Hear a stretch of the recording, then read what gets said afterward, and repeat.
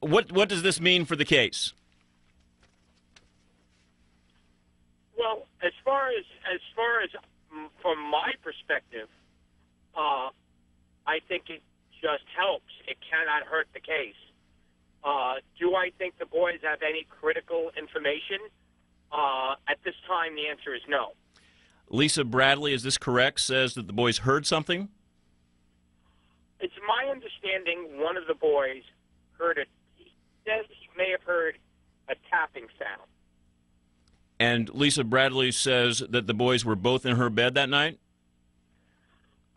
That's what I've come to learn, that in the beginning of the night, she believes both of the boys went to bed with her, yes. And then when she woke up, one was gone and one was still in bed? Yes. And, I mean, the police have obviously complained that the family has not been as cooperative as they want. Does this represent a change in that? Well, I can't speak to that.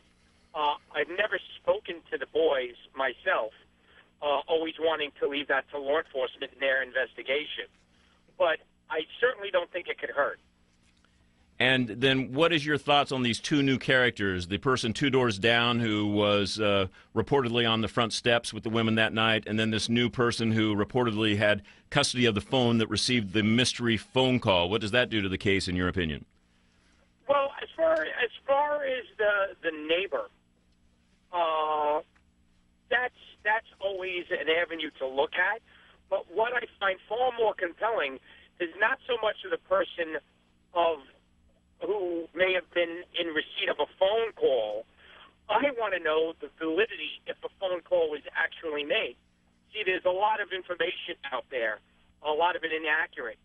And what we have to do is base the information on what we know versus what we think we know.